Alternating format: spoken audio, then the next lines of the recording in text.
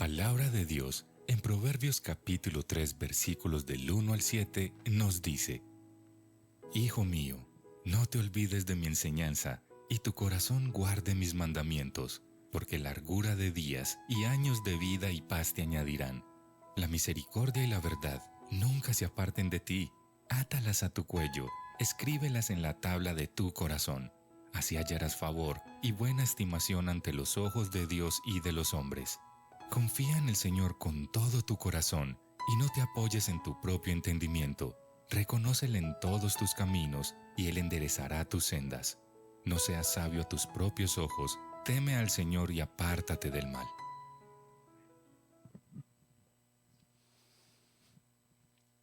Hermano, buenos días. ¿Cómo amanecen? Que yo no los había visto bien, pero es que se ven bien preciosos ahí en esas sillas. Ustedes saben, no, mejor no digo. Venimos en una serie sobre la carta ¿la carta de quién? De Santiago, exactamente. Y nuestra serie se llama ¿cómo? La belleza de la fe en las obras se ve.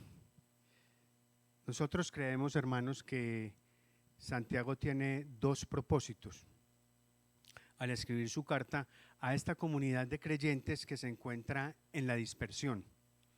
El primero es animar a las iglesias.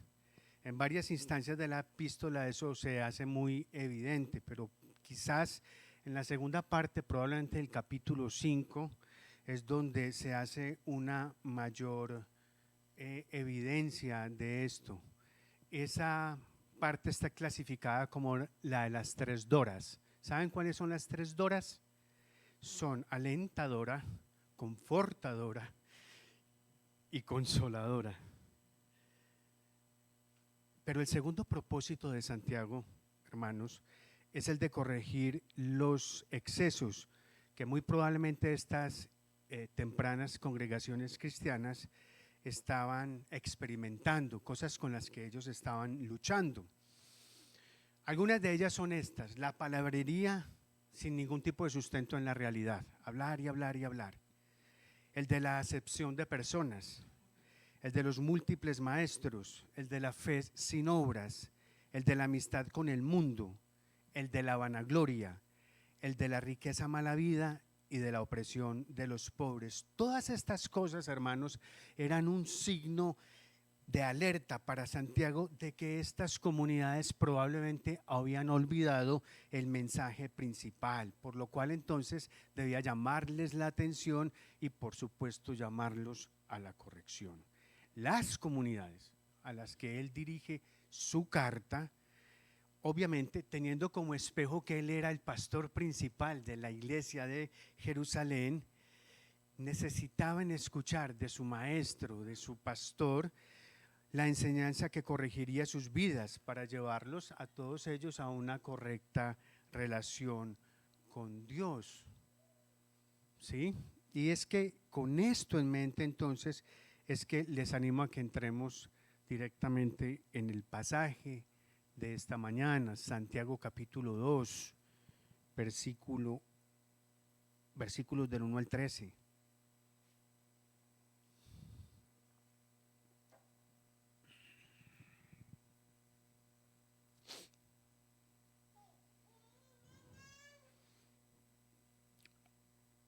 Habló Belén Sofía. Ya estamos ahí, Santiago capítulo 2 del 1 al 13. Hermanos míos, no tengan su fe en nuestro glorioso Señor Jesucristo con una actitud de favoritismo. Porque si en su congregación entra un hombre con anillo de oro y vestido de ropa lujosa, y también entra un pobre con ropa sucia, y dan atención especial al que lleva la ropa lujosa y dicen: siéntese aquí, en un buen lugar, y al pobre dicen: tú estate allí de pie o siéntate junto a mi estrado, ¿acaso no han hecho distinciones entre ustedes mismos y han venido a ser jueces con malos pensamientos? Hermanos míos, amados, escuchen. ¿No escogió Dios a los hombres de este mundo para ser ricos en fe y herederos del reino que Él prometió a los que lo aman? Pero ustedes han despreciado al pobre. ¿No son los ricos los que los oprimen y personalmente los arrastran a los tribunales? ¿No blasfeman ellos el buen nombre por el cual ustedes han sido llamados? Si en verdad ustedes cumplen la ley real conforme a la Escritura, amarás a tu prójimo como a ti mismo, bien hacen. Pero si muestran favoritismos, cometen pecado y son hallados culpables por la ley como transgresores. Porque cualquiera que guarda toda la ley, pero falla en un punto, se ha hecho culpable de todos. Pues el que dijo, no cometas adulterio, también dijo, no mates. Ahora bien, si tú no cometes adulterio, pero matas, te has convertido en transgresor de la ley. Así hablen ustedes y así procedan, como los que han de ser juzgados por la ley de la libertad. Porque el juicio será sin misericordia para el que no ha mostrado misericordia. La misericordia triunfa sobre el juicio. Padre, queremos darte gracias, Señor, por convocarnos esta mañana para escuchar tu consejo, para recibir de ti la sabiduría para nuestra vida. Señor, ayúdanos a tener un mayor entendimiento de lo que hoy traes para nosotros, pero un entendimiento a profundidad, Señor.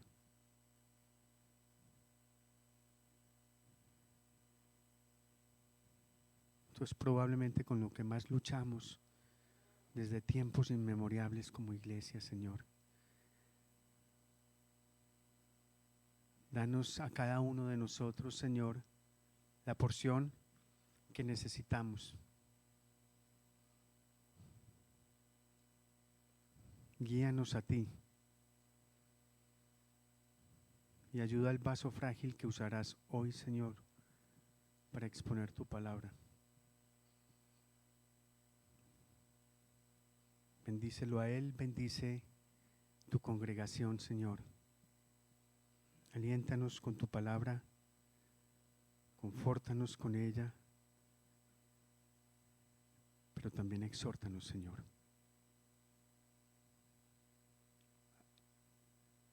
Por sobre todo, Señor, te damos la gloria y la honra que solo a ti te corresponde. Amén.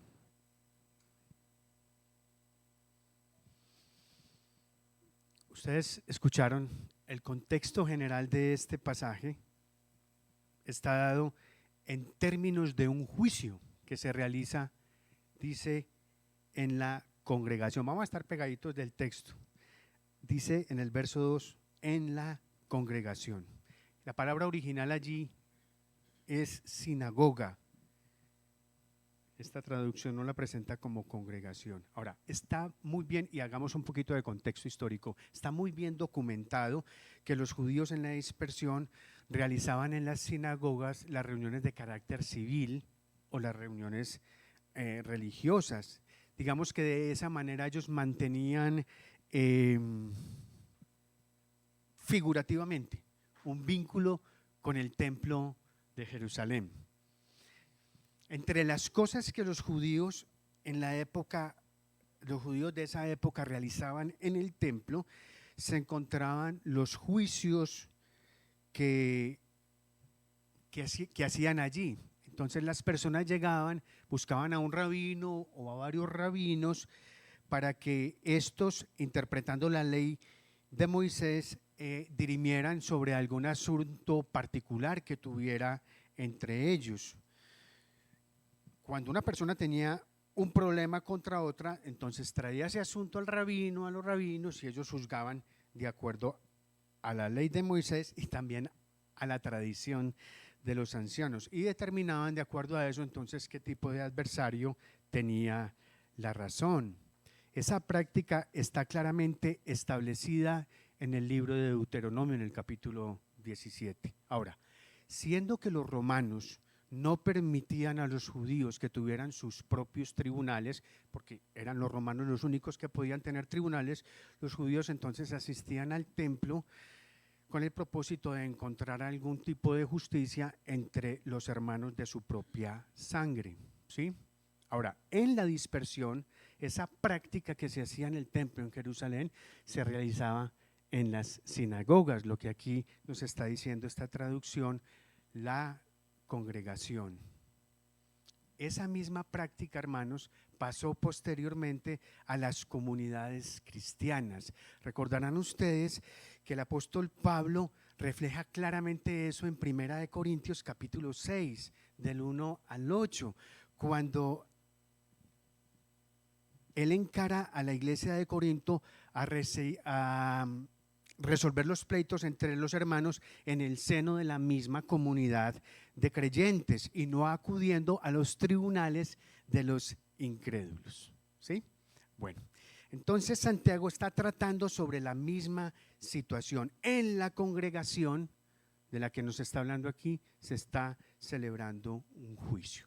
Hay un hombre rico y un hombre pobre frente a un tribunal cristiano, pero los jueces son, según nos lo está diciendo Santiago, jueces con malos pensamientos, dice el verso 4, que han despreciado al pobre, dice el verso 6, que muestran favoritismos a las personas, dice el verso 9.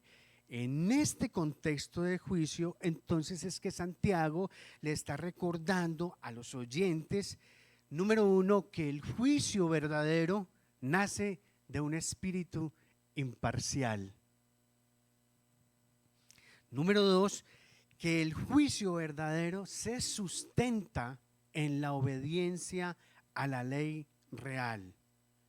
Y número tres, que el juicio verdadero culmina en la misericordia. Esos son los 3 puntos sobre los cuales vamos a caminar. Número 1, entonces, el juicio verdadero nace de un espíritu imparcial. Número 2, el juicio verdadero se sustenta en la obediencia a la ley real. Y número 3, el juicio verdadero culmina en la misericordia. Ahora, ¿por qué es preciso determinar esto a la iglesia? Porque la fe de Jesucristo no admite favoritismos. Eso está muy claro. La fe de Jesucristo no admite favoritismos. Entonces vamos directamente al primer punto. El juicio verdadero nace de un espíritu imparcial. Lo primero que está haciendo el apóstol Santiago es identificarse en igualdad con sus lectores. ¿Qué es lo primero que les dice? Hermanos míos. Santiago, pudiendo hacerlo, porque ahora mismo pues es el pastor principal de la iglesia de Jerusalén, no se pone en una condición de superioridad con ellos. Al contrario, se pone al mismo nivel de ellos. Les llama hermanos míos, porque se reconoce con ellos en la misma fe que los une. Y esa fe, como dice ahí el texto, es en nuestro glorioso Señor Jesucristo. Y dice Santiago que esa fe no puede estar mezclada con parcialidad. No puede estar parcializada de ninguna manera.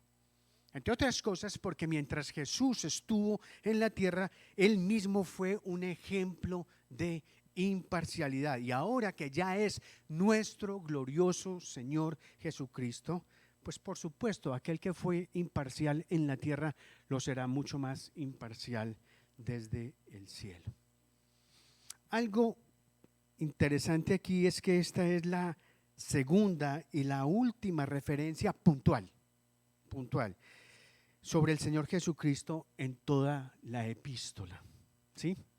En ambas, Jesucristo es mostrado como Señor, pero lo notable de lo que Santiago nos está diciendo aquí es que Santiago lo está definiendo como glorioso. Dice glorioso. Y esto nos recuerda al apóstol Juan, que decía que mientras Jesús estuvo en la tierra, contemplamos su gloria como la gloria del unigénito del Padre, lleno de gracia y de verdad. Juan capítulo 1, verso 14, lo recuerdan. Sin embargo, ese Jesús ascendió al cielo y ascendió al cielo con otra gloria, con la gloria de la exaltación con que Dios lo exaltó hasta lo sumo, según lo declara Filipenses capítulo 2. Y para Santiago, a quien el Señor mismo se le apareció después de resucitado, según lo dice 1 Corintios capítulo 15, lo más importante de este Jesús no es ya su vida en la tierra, sino su posición gloriosa junto a la diestra del Padre, que es desde donde intercede por nosotros. Por eso es glorioso. Además, algo más aquí, hermanos. No recuerdo qué predicador fue el que le escuché decir alguna vez que la bendición en la Escritura se encontraba en la gramática. Algunos que trabajan en esta área podrían decir amén, ¿cierto? Pero sí, hay cosas fabulosas, perlas muy especiales que uno encuentra en la gramática y algunos términos en la Escritura. Mire, por ejemplo, este término que está usando el apóstol aquí, glorioso, que es un adjetivo descriptivo. Está contrastando la gloria de nuestro Señor Jesucristo, esa magnificencia, esa magnanimidad con el oropel de las riquezas materiales, porque de eso es de lo que va a hablar inmediatamente después Santiago, de un rico y de gente que mira a un rico basado en las apariencias. Los hermanos no deben mirar al prójimo y juzgarle solamente por la apariencia exterior. Por eso es que Santiago entonces le está advirtiendo a los lectores iniciales, pero a nosotros también nos está diciendo, no tengan una actitud de favoritismo. Y a renglón seguido entonces nos presenta una situación en la congregación donde es completamente evidente la distinción entre dos tipos de personas. Uno es un rico con un anillo de oro y ropa lujosa, y el otro es un pobre con ropa sucia. Ahora, el problema no es que estas personas sean realmente distintas, no, ese no es el problema. El problema es la actitud diferenciada que los jueces tienen frente a esas personas. Ese es el problema y lo que él está enfatizando aquí. Al que lleva la ropa lujosa y el anillo de oro se le atiende con respeto, se le mira bien, se le considera, se le toma en cuenta. Bien, puede siéntese aquí, doctor don fulanito, hágase aquí este puestico, aquí le da el aire, mírelo, es el tercero, preciso, le queda muy bien.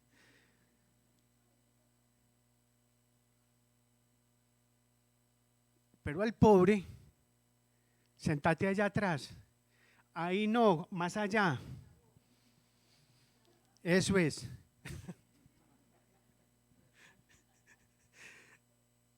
Ay, hermanos, quédate allí de pie o siéntate junto al estrado, dice el versículo 3. Es decir, el lugar donde el pobre debe sentarse, si acaso fuera posible que se sentara, era un lugar sin ningún tipo de privilegio. Y entonces la parcialidad allí es completamente evidente. Ahora, recordemos que Jesús había condenado a quienes buscaban los primeros lugares en la sinagoga, Lucas capítulo 11. Y él había recomendado a los discípulos que al ir a una fiesta se sentaran en los últimos lugares, para que cuando viniera el dueño de la casa, entonces los pusiera a cada uno en el lugar que le merecía.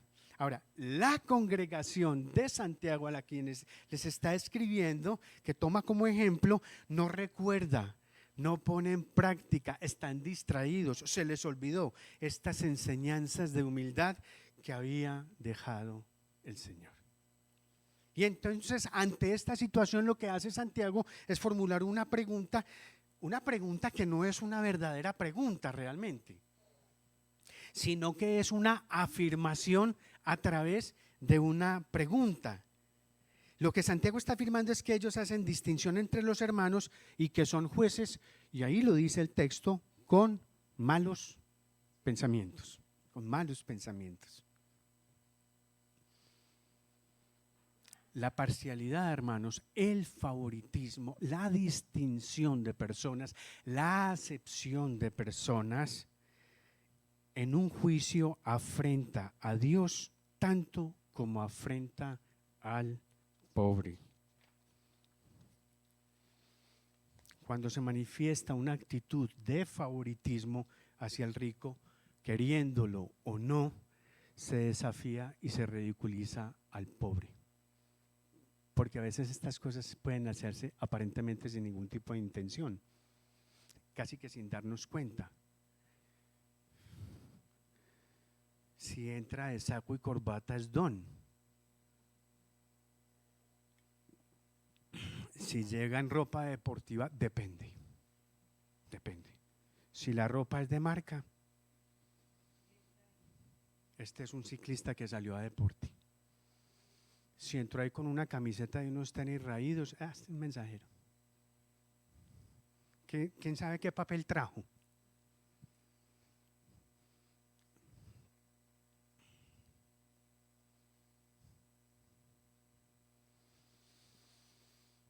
Un verdadero juez, hermano, no puede tener malos criterios. Un verdadero juez no puede tener malos criterios.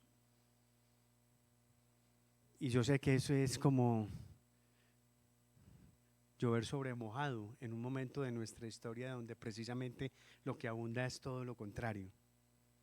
No debemos olvidar que Dios es el juez de la tierra y es el juez que es justo y eterno, y eso lo declara la Escritura en muchas partes. Y quien se llame hijo de Dios tiene que actuar con esa justicia sin hacer distinciones. Este es el punto. Lo que hace falta en la vida del cristiano es imparcialidad. Recuerdo, hermanos, la visita que hice a la casa de unos hermanos. Quería saber un poquito, conocerlos más, compartir un poquito más con ellos. Y quería saber de su llegada a la iglesia, cómo había sido y esto. La hermana, esposa de este hermano, me dice: fíjate, pastor, fue muy difícil para nosotros. Estuvimos a punto de irnos. Y yo, sí, ¿por qué? Me dice: porque fíjate que yo saludaba y no me saludaban. Yo quería acercármele a un grupo para hablar y entonces pronto cortaban la conversación y se iban disipando y me dejaban sola. Y no me saludaban y no me hablaban. Entonces le pregunté yo a ella, a esta persona, ¿por qué crees que pasa eso? ¿Por qué piensas que está sucediendo eso? ¿Por qué crees que te están tratando así? Y con todo el dolor en el alma, hermanos, me dijo: porque soy extranjera. En la iglesia. No es en el estadio, no fue en el metro, en la iglesia. Hermanos de la fe, aún los hermanos de la fe. Es el pecado con el que más ha tenido que luchar la iglesia a lo largo de toda la historia. En varias partes de la escritura nos están recordando: no hagan acepción de personas. Esto es un problema que lleva siglos y siglos y siglos. Y es un problema muy serio, hermanos, pero seriosísimo. De verdad es muy serio. No tomemos esto como algo ahí, como que es que hay pecados más graves y otros menos. No, esto es muy grave. Y vamos a seguir en el mensaje para que veamos la magnitud de esto, lo delicado que es esto y las correcciones que debemos hacer como iglesia frente a este tema. La imparcialidad nace de la entereza del espíritu, de la firmeza de la voluntad, de la independencia de la mente y de la determinación de no tomar partido por el rico porque es rico, ni por el pobre porque es pobre. solo un espíritu imparcial, espíritu con minúscula, imparcial, puede tener dentro de él el espíritu con mayúscula del glorioso Señor Jesucristo. Vamos al segundo punto, hermanos. El juicio verdadero se sustenta en la obediencia a la ley real. Ahora Santiago, en un tono completamente pastoral, donde se puede apreciar el corazón de este hombre, deja ver su gran preocupación por estas comunidades que se están extraviando de las enseñanzas de nuestro glorioso Señor Jesucristo. Y mire cómo empieza esa amonestación. Verso 5, hermanos míos amados, hermanos míos amados, desborda su corazón allí. Es que está muy angustiado por la situación que está presenciando, los informes que él ha recibido. Es urgente que los hermanos entonces reorienten toda su práctica de fe cristiana. Y otra vez, el experto en las preguntas retóricas nuevamente hace uso de una pregunta retórica y hace otra afirmación en tono de pregunta. Y mire el versículo 5, dice: ¿no escogió Dios a los hombres de este mundo para ser ricos en fe y herederos del reino que Él prometió a los que lo aman? Y la respuesta implícita es obvia. Pues claro, sí. Claro, es que Santiago no tiene ni la más mínima duda de que Dios haya elegido a los pobres. Y con esto lo único que está haciendo es recordar que las palabras del Señor en las bienaventuranzas, nuevamente la vinculación de Santiago al libro de Mateo. Además, recordemos, hermanos, que el ejemplo mayor de pobreza autoinfligida lo dio el propio Señor, que siendo rico, ¿sí? Lo saben, que siendo rico, sin embargo, por amor a ustedes, se hizo pobre, para que por medio de su pobreza ustedes llegaran a ser ricos, dice el apóstol Pablo en 2 de Corintios. El creyente que hace distinciones a favor del rico no se está dando cuenta que en realidad Dios mismo ha elegido a los pobres.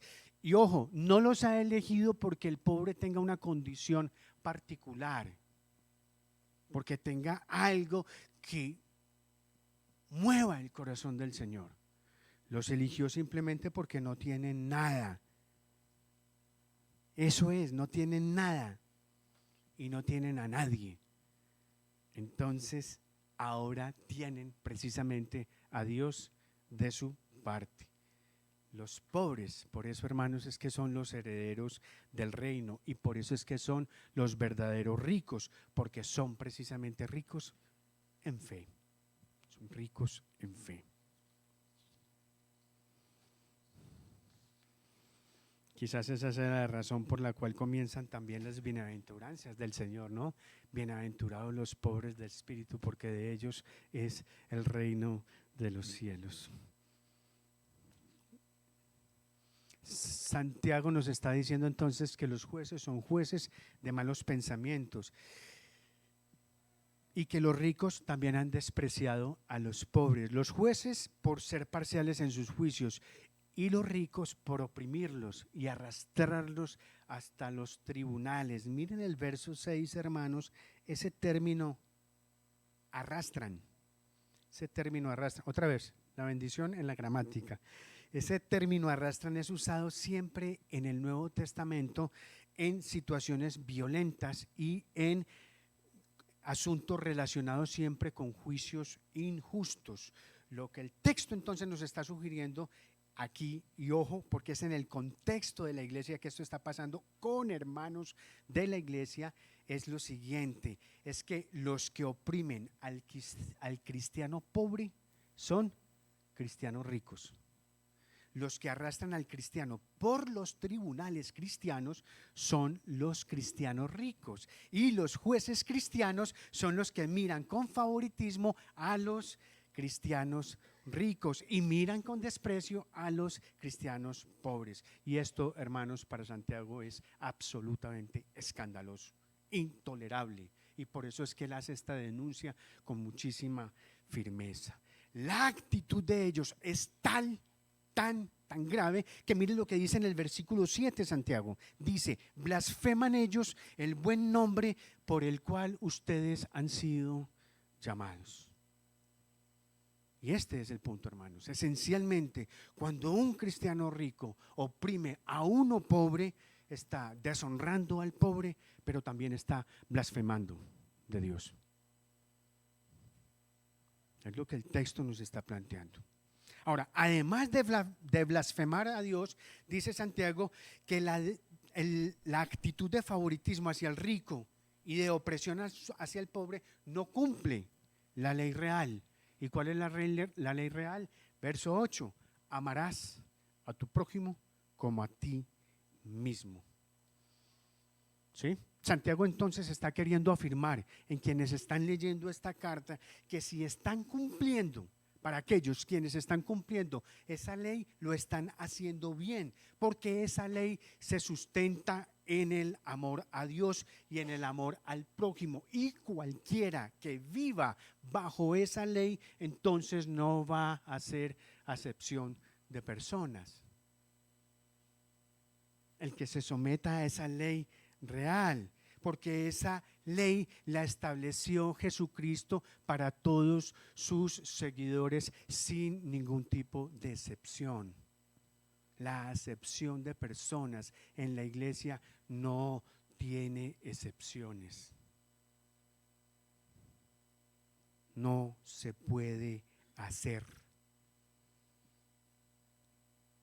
Y por estas razones, hermanos, es que Santiago concluye que el favoritismo hacia los ricos es pecado. Es pecado. No es un error, es pecado. Quien hace acepción de personas queda condenado por la ley de Dios como transgresor de toda la ley. Una vez más, la gramática, hermanos. Verso 9. Miren ahí el versículo 9. Esa expresión que dice: pero si muestran favoritismo. Pero si muestran favoritismo. Esta expresión, hermanos, es un condicional. Es una expresión condicional que da a entender que se puede vivir y juzgar sin favoritismos. Pero si muestran favoritismos, es decir, que es posible no mostrar favoritismos. Por eso es una expresión condicional. Pero estas personas han decidido no hacer caso a la ley y han decidido hacer acepción de personas. Por eso es que son pecadores. ¿Sí? Ahora, otra maravilla de la gramática aquí, la palabra cometen. ¿Ven? Cometen pecado, dice allí el apóstol. Esa palabra cometen en el texto original, hermanos, significa obrar, trabajar, ejercitar y hasta adquirir. Es decir, hermanos, que el pecado no es algo en lo que se cae por casualidad. El pecado es algo por lo cual se trabaja, se obra, se ejercita.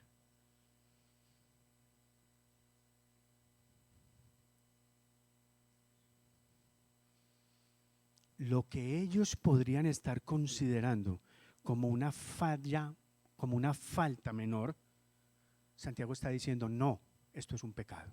Es un pecado. Y Santiago dice que ese pecado es condenado desde siempre por la ley de Moisés y condenado por la ley de Jesucristo, que es la ley de la libertad.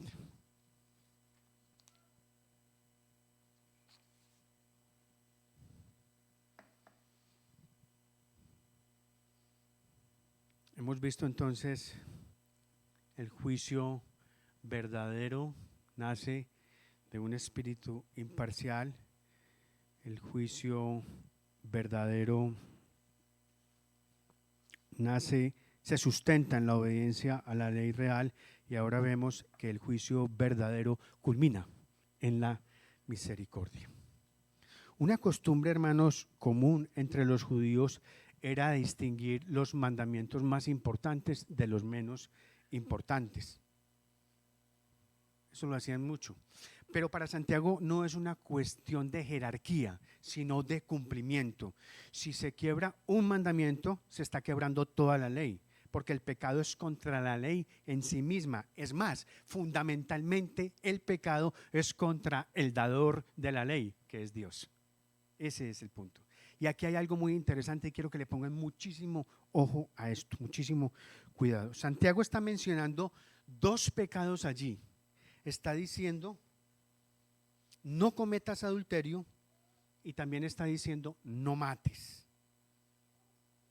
Dos pecados él está resaltando allí de una manera muy particular para enfatizar su argumento. Algunos eruditos dicen lo siguiente, coincido con ellos, sugieren que esos mandamientos allí relacionados están vinculados con el amor o con el odio al prójimo. Y alguien que ame al prójimo,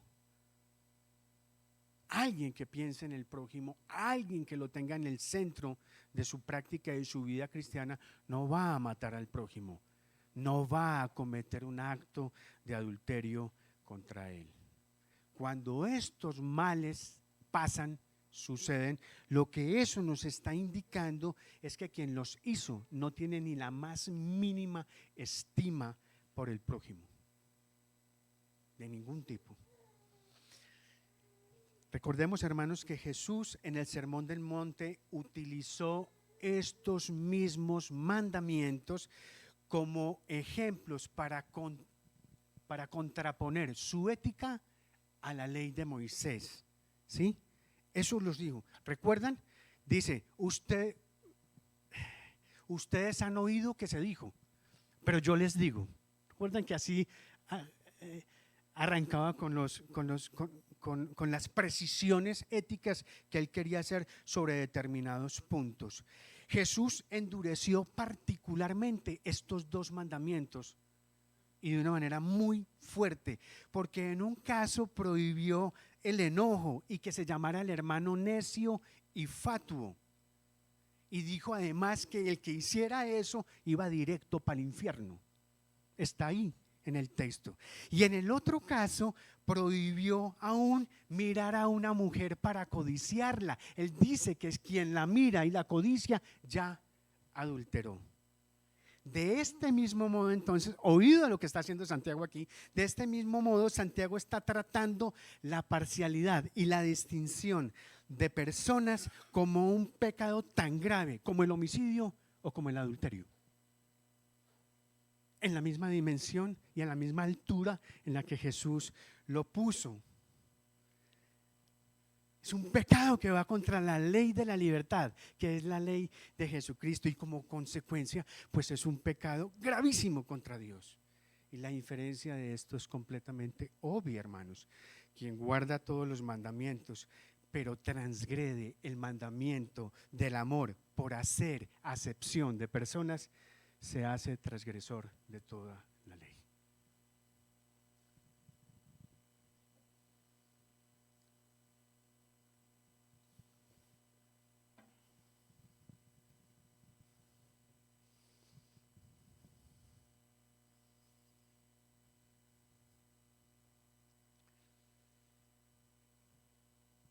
Si hubiéramos de ser juzgados solo por la justicia de Dios, todos seríamos transgresores, dice Romanos capítulo 23, capítulo 3 en el verso 23. Entonces, la única esperanza que a ti y a mí nos queda es la misericordia, no hay otra. La única esperanza de nosotros poder vivir sin hacer excepción de personas es apoyándonos en la misericordia. Y eso solo lo podemos aprender de Dios, quien es Padre ¿de qué? Padre de misericordias y Dios de toda consolación. La Escritura nos enseña claramente que la misericordia proviene de Dios y que Dios es lento para la ira y grande en misericordia. Y que Dios es el único que puede decir: tendré misericordia del que tendré misericordia y tendré compasión del que tendré compasión. Por eso es que Dios entonces puede exigir y requerir la misericordia de sus hijos. Es por eso, hermanos. Jesucristo enseñó que solo los misericordiosos, palabra tan difícil. Jesucristo enseñó que solo los misericordiosos recibirán misericordia de parte de Dios. ¿Cómo estaremos de fregados, hermanos, que hasta tienen uno dificultades para pronunciarla? ¿Cuánto necesitamos de ella? ¿Cuánto necesitamos de ella, por lo menos para poderla expresar bien? Así como hay una relación inmediata, hermanos, entre la salvación y la misericordia, también hay una relación íntima y estrecha entre la misericordia de Dios y la misericordia que todos nos debemos dar los unos a los otros. Ese es el punto, hermanos. Y Santiago lo que nos está diciendo aquí en el texto entonces es que todos, indefectiblemente, todos hemos de ser juzgados por la misma ley, la ley de la libertad en Cristo Jesús. Y esa es la ley del amor y la ley de la misericordia. Por eso es que debemos hablar, por eso es que debemos actuar conforme a esa nueva ley. Y esa ley de la libertad Jesucristo nos la enseñó claramente.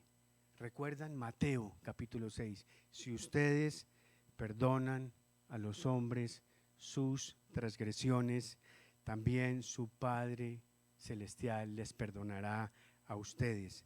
Pero si no perdonan a los hombres, tampoco su Padre les perdonará a ustedes sus transgresiones. La ley de Cristo es la ley de la misericordia. Y la misericordia siempre, pero siempre, hermanos, triunfa más allá del juicio justo de la ley. Por eso, hermanos, es que yo, con una actitud similar a la del apóstol, a estas comunidades que estaban en la dispersión, y nosotros no estamos en la dispersión, no aún. Estamos aquí. Puedo decirles: amados hermanos míos, amados hermanos míos, hacer distinción de personas basados en las apariencias es olvidar el mensaje de amor, de imparcialidad y de justicia que nos enseñó nuestro glorioso Señor Jesucristo en palabra y en acción. Hermanos, recuerden, para el que realice un juicio sin misericordia, le espera un juicio sin misericordia. Si el juicio hubiera triunfado, nosotros no tendríamos esperanza. Dios tendría que castigarnos por nuestros merecidos pecados. Pero como triunfa la misericordia, entonces hay esperanza, hermanos. Podemos esperar con confianza de que Dios nos perdonará nuestros pecados y nos va a llevar a la gloria eterna. Sí, porque la misericordia, hermanos, no triunfa a costa de la justicia de ninguna manera. La misericordia triunfa porque está basada en la expiación del Calvario, porque está basada en el sacrificio de Cristo en esa cruz. Por eso triunfa la misericordia. Pero eso sí, hermanos, mientras tanto, nuestro deber para con ese Dios misericordioso es mostrar misericordia a nuestros contemporáneos y de una forma muy especial a los de la familia de la fe. Creo que es un buen momento para que oremos.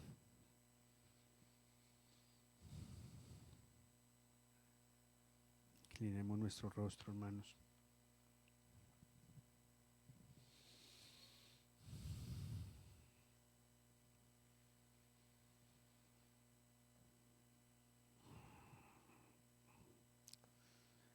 Bendito Dios y Padre nuestro, alabado sea tu nombre de generación en generación, Señor. Nos inclinamos, Dios, a tu señorío y majestad para suplicarte que nos ayudes a esta tu iglesia, a este rinconcito de iglesia en Medellín, Señor. Ayúdanos a mantener una fe puesta en tu glorioso Hijo Jesucristo sin favoritismos.